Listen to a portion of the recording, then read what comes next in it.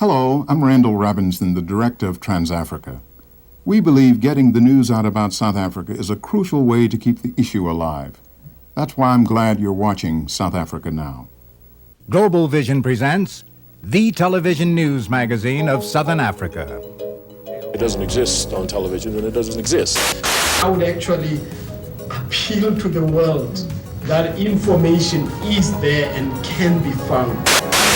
Because it is important that people know what is happening.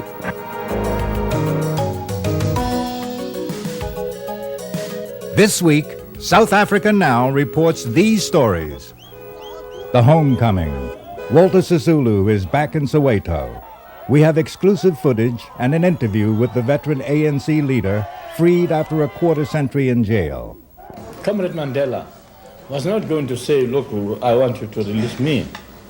He took over the question, or he did pursue the question of us being released. But he wants to come out. Jesse Jackson is going to Namibia. We'll have that story in our NAMIBIA Watch. I am at a date yet to be determined, going to Namibia, going to accept the invitation of Sam Nujoma and SWAPO and the other forces of goodwill in the world. And in our culture segment, A World Apart, the award-winning film now out in home video. We'll take another look. I don't need a warrant, Mrs. Roth, to charge you under Section 94 of the Prohibition of Intoxicating Liquor Act, which prohibits the supply of alcoholic beverages to blacks. Do you see anyone here with a drink? All of these stories and more on South Africa Now. But first, the news. Dumilan, I'm Carolyn Craven. Sitting in for Fana Kakana today is Mweli Mzizi. The South African government hints that it might end the state of emergency that has been in effect since June of 1986. President F.W. de Klerk said he wants to lift the emergency but gave no specific timetable to do it. For the anti-apartheid movement, this was a week of good news and bad news. The bad news is a bailout for the South African government as a major consortium of international banks extended the timetable for South Africa to pay back $8 billion of debt. We'll have more on that story in a moment. The good news is the homecoming of ANC leader Walter Sisulu and 7 other prominent political prisoners. Our cameras were in Soweto. Letebele Masemola reports. It was a triumphant return. After 26 years in prison, Walter Sisulu, the veteran African National Congress leader, was greeted by thousands of supporters at his home in Soweto. Both the crowd and Sisulu were euphoric. The 77-year-old leader's long-awaited release had finally come. I'm feeling very well, and I greet you all, and I'm happy to see the spirit of the people, and the spirit itself is great, and therefore I must feel that way. We had the only camera inside the Sisulu house, where Sisulu's friends and family rejoiced.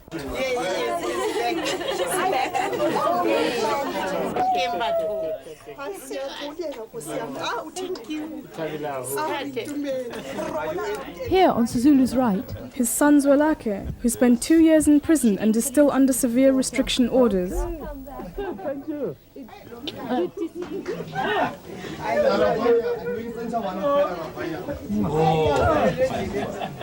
With Nelson Mandela's picture looking on, Sisulu, free at last, could meet with some of his family, friends and younger supporters. Several of the other political prisoners released with Sisulu enjoy their first day of freedom after more than 26 years in prison. But we only succeeded now, 18 years later. Later that night, an historic event took place. A public meeting by banned leaders from an organization long regarded by the state as terrorists and enemies. It is the first conference of the ANC.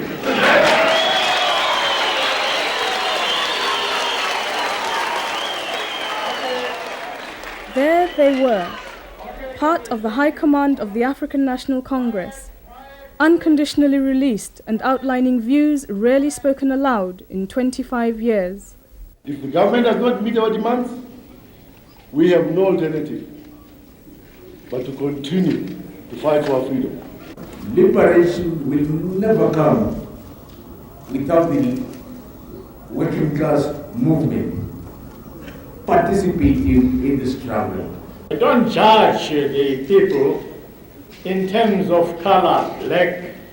We are talking in terms of a democratic method whereby a black man can be a president, a white man can be a president. There is no question of assessing the position on basis of color. The celebration continued all week outside the modest Sisulu Township home, with the veteran ANC leaders urging their young followers to continue in their footsteps. The leadership of any nation, anywhere, is in the hands of the youth. Amandla! Amandla! Amandla! Also released was Jafta Masemola of the Pan-Africanist Congress, who was in jail the longest of the 8 freed. Masemola, seen here with the recently released PAC leader Zephania Mothopeng, immediately went on the attack. It does appear that the happiness will be short-lived as long as the conditions are as they are. And it is only hoped that things will not be as bad as one sees them at the moment from this perspective. A committee of 14 banks has rescheduled $8 billion in loans to Pretoria. South Africa's Finance Minister Barend J to Plessis said the rescheduling is one of his government's most significant achievements this year. The decision seems to have caught the anti-apartheid movement by surprise, as the deadline for renegotiating the debt wasn't until June. We're extremely dismayed because the international banks had the opportunity to pull the financial plug on apartheid, and instead they chose to reschedule the South African debt and thereby reinvested in white minority rule in South Africa for another 3.5 years. We called 2 American banks involved in the negotiation. Manufacturers Hanover was unavailable for comment, and JP Morgan and Company said, quote, "We think this is an appropriate agreement taking into account the current economic circumstances in South Africa." Recent developments in South Africa, including the recent release of political prisoners and the government's willingness to allow some political demonstrations, seem to have raised some questions about tactics in the anti-apartheid movement about how to deal with the situation. A statement from the Reverend Allan Boesak and a recent New York Times editorial by Archbishop Desmond Tutu have created the impression, at least, that church leaders are saying the government should be given time to institute reforms. There has been a lot of pressure on people like Desmond Tutu from the, for instance, from the American government, to encourage people to be reasonable with the South African government. Some months ago, when we spoke to the administration, Hank Cohen, the Assistant Secretary of State for Africa, he indicated that he thought there should be time for the South Africans to develop their reform policy. Now, I think a lot of South Africans feel that the pressure on South Africa must be maintained until they begin to really deliver change, that you don't start releasing the pressure, and it's the pressure which began the process of change, before there's some real hard deliveries. The Reverend Jesse Jackson was in New York at the United Nations to focus attention on Namibia's upcoming elections. Later, Jackson announced that he would accept an invitation from SWAPO President Sam Nujoma to visit Namibia. Joseph Diescho has more in this week's NAMIBIA Watch, our weekly report on the UN-sponsored transition to independence. I am, at a date yet to be determined, going to Namibia, going to accept the invitation of Sam Nujoma and SWAPO and the other forces of goodwill in the world.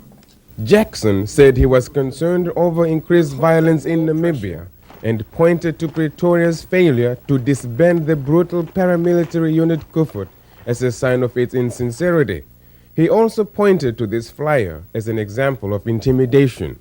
Here is a poster that was passed around Namibia with Anton Lubowski's face as the center of a target. He was assassinated. He was a leader in SWAPO. At the UN, where he also testified, Jackson said international attention should be focused on what's happening in Namibia.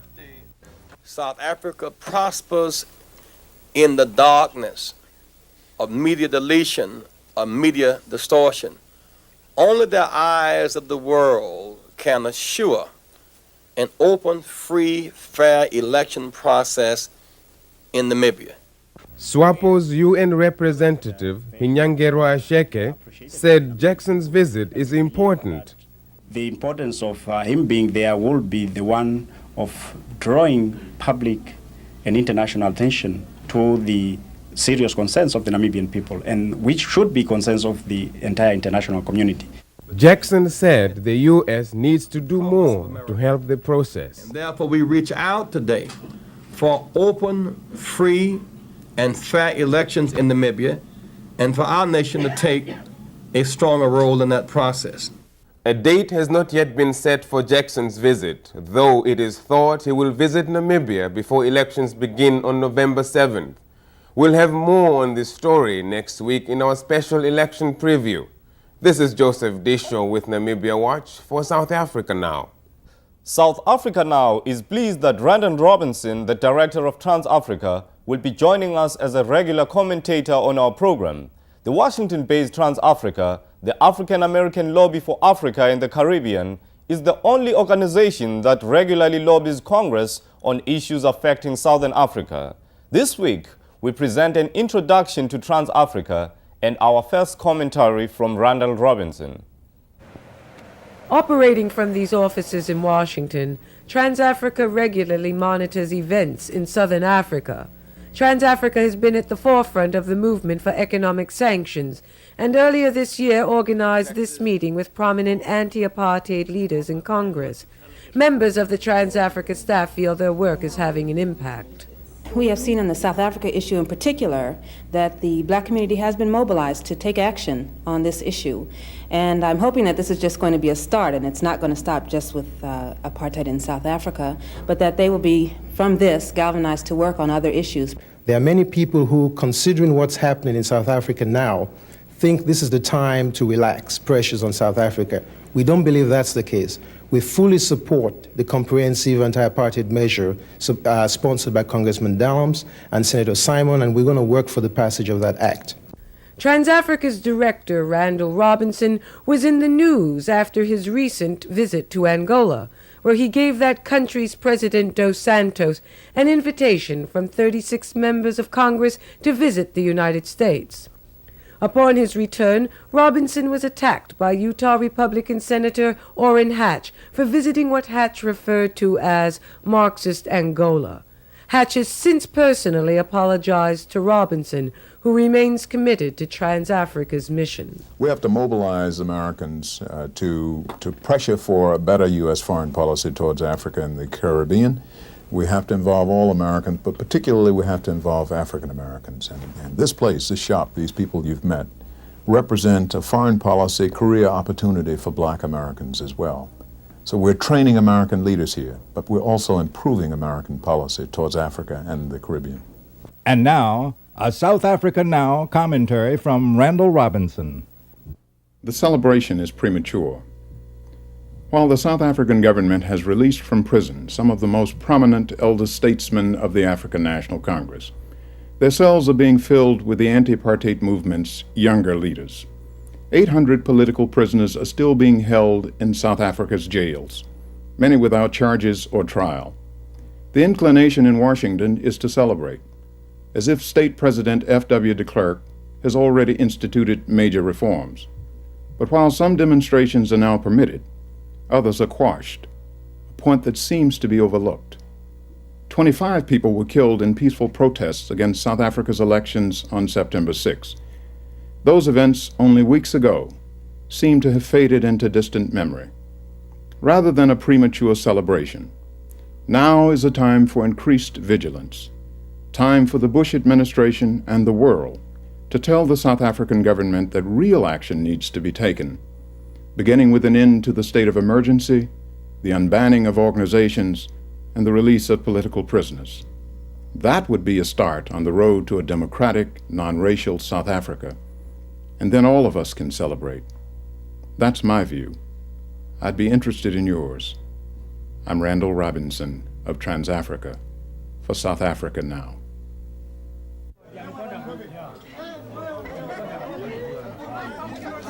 I see you. Can you recognize the voice?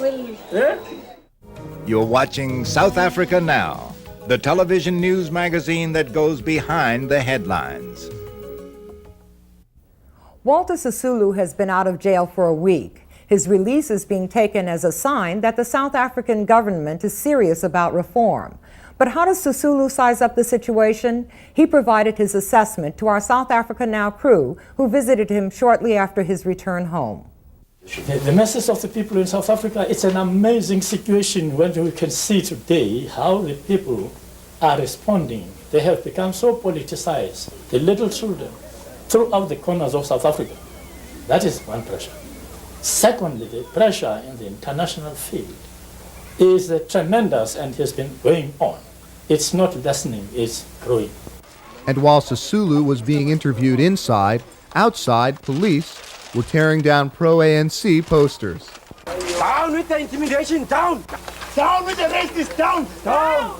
The ANC has a tremendous support throughout the country. And so that it has become part of the people in a way, in so much that people think that it is operating openly. And that is their own attitude to it. That still does not remove the fact that it could create a wrong impression that because you are ANC now, you can just declare I am ANC, I am doing so and so. No. And says Sisulu, as long as the ANC remains officially banned, it will not renounce violence. It doesn't mean anything to talk of negotiation if you're going to have the condition that you must reject violence. That is why the ANC would never accept that type of a thing. You must specifically negotiate the question of violence. You can't expect an organization like ANC and the standard it has reached and just to disappear. You must negotiate. And in a separate interview, Sisulu touched on Nelson Mandela's position on negotiations. Mandela's position is he would work towards facilitating the position, he's not negotiating. Facilitating what position? For, the question of negotiations. So Mr. Mandela himself would be in favor of negotiations with the government? Certainly, he is in favor of the negotiation in the sense the movement is in favor of negotiation. And for Sisulu, F.W. de Klerk's calls for reform echo the empty promises of an earlier South African leader, John Vorster. Let me remind you that Mr. Vorster said, give me 6 months. What happened to the 6 months? It's no use merely saying, give me 6 months. It's not us who must say, give me 6 months. It must be the actions. It must be them who pave the way for to be given time. You mentioned the African National Congress may be outdated by the young militants in the townships today. Well, if the old guard become too slow, there is certainly that always must be borne in mind. If the old guard wants to change things, it does not move in step with the youth. And then, of course, there is that danger.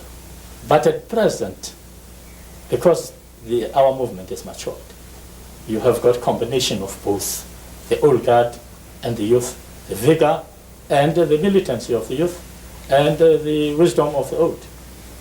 Sisulu is scheduled to speak on October 28th in Soweto at the first ANC rally in 29 years. 70,000 people are expected to attend. You're watching South Africa Now. Coming up next, our culture segment, featuring the best music, film, drama, and artistic expression from Southern Africa. Ruth First was part of the same generation as Walter Sisulu, a journalist and writer. She was killed in 1982 in Mozambique by a South African letter bomb. A copy of a book, 117 Days, has just been released in the United States by the Monthly Review Press. And A World Apart, a film about her family as seen through the eyes of her 13-year-old daughter, has also just come out in home video from Media Home Entertainment.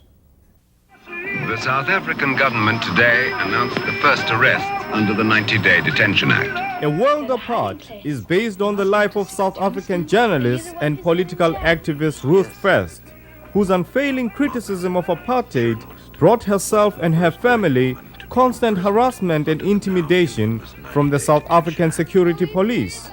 She was killed in 1982 by a letter bomb delivered to her while in exile in Mozambique. Dr. Julie Cliff worked with Ruth First before her tragic death. Ruth First was killed by a parcel bomb in the university in Mozambique in 1982. Ruth First was a teacher in that university. She was a South African who played a very active role in the anti-apartheid struggle in South Africa, then went into exile in England, where she continued to write, make films, inspire people to fight against apartheid in England. Wealth of the Reef gold mines lies not in the richness of this I think by the force of her personality, by the force of her ideas, by her decision to go and teach Mozambicans and impart her ideas to them, she was felt to be a threat to the South African regime. So they killed her because ideas to them are dangerous. I think I should elaborate on the disastrous social effects. When the door is closed, you knock. Children deprived of adequate You know pensions, that. meager cash wage, no overtime. What are you doing? I'm working. I don't want to be interrupted. Go have your breakfast. Is that a hiding place? Yes. And you must keep it a secret. Do you understand? Look at me. Do you understand?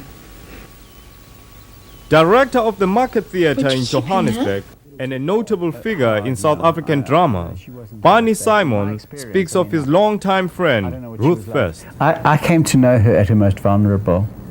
I came to know her during the period of that film. I came to know her before she was arrested and spent 117 days in solitary confinement, and when she came out. And when she came out, I was there. And until she left the country and went into her final exile. The thing that was wonderful about her was the quality of her laughter. For instance, that, you know, she, when you made Ruth laugh, you know, you felt you'd added something to the world that would continue to be of benefit to the world. The film, A World Apart, is now available on home video through Media Home Entertainment. Ruth First's daughter, Sean Slovo, wrote the screenplay based on her own childhood experiences. Well, I was deliberately wrote it through the viewpoint of a 13-year-old because I thought it would be the most accessible for Western audiences to get through the personal story between a mother and a daughter. Because predominantly, even though the film is set in South Africa, it is the story about a relationship between myself and my mother. And again, because it's set in South Africa, this relationship is affected by the apartheid system. This scene from the film depicts an interracial party that has stepped over the line of legality.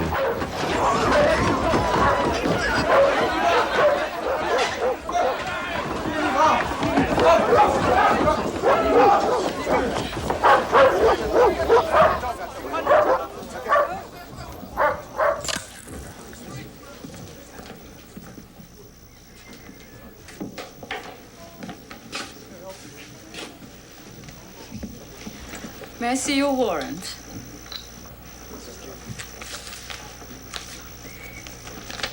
This is a warrant for the arrest of Gus Roth. He's not here. I'm surprised, Mrs. Roth. You having a party without him? It's her birthday.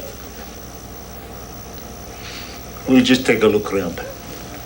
I don't need a warrant, Mrs. Roth, to charge you under Section 94 of the Prohibition of Intoxicating Liquor Act, which prohibits the supply of alcoholic beverages to blacks. Do you see anyone here with a drink? Academy Award-winning cinematographer Chris Menges made his directorial debut with A World Apart. The politics were important to all of us involved, and we were never asked to, so to speak, curtail it and concentrate on the story of the daughter and the mother. Indeed, the way we managed to get Linda and and many South African exiles was because of the content of the film. That's what appealed to them. And they brought a sort of an honesty and a knowledge that was fundamental to the film being successful. South African actress Linda Mvusi, in her first major role, drew upon her personal experiences to define her character. They killed him. My brother, they killed him. They killed him. Acting it for me was very much a breaking point because you have to bring your past together with the future. And very, very real because I've also been in that situation myself. My brother was killed, for instance. And so I could relate directly to an experience which I had personally gone through myself. Didn't you show me the pictures of the 69 you murdered at Shockville? Oh, go away, leave us alone! Your father and mother are brave people. You must be proud of them. Everybody's depending on you. Follow me, tap my telephone, have me arrested, and then you want me to believe you're going to come to a free and unprejudiced decision on my future. I do not trust you! Then you have nothing left to trust! There's an enormous area of potential drama in this region. What we're hoping for is that it will focus people's attention on South Africa, and that people, if they're, will be moved through the personal story to the politics of the situation. This program marks the 13th edition in our first nationally distributed series. We are delighted that the stations who are carrying us will continue to do so, and we plan to also continue to bring news from Southern Africa to viewers across the country. If you would like more information about the issues we cover, send a self-addressed stamped envelope to South Africa Now, Post Office Box 1907, Canal Street Station, New York, New York 10013. South Africa Now is produced by Global Vision on a nonprofit basis in association with the Africa Fund. Next week, we'll have a special preview of the Namibian elections, which begin November 7th. On behalf of everyone at South Africa Now, I'm Carolyn Craven. See you next week.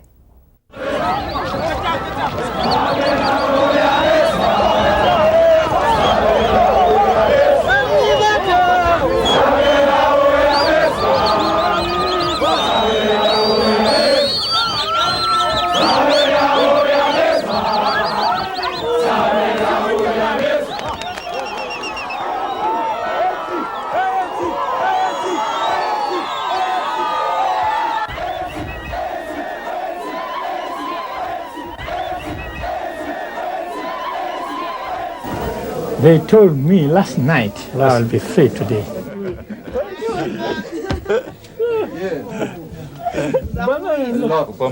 Father for struggle, man. I see you.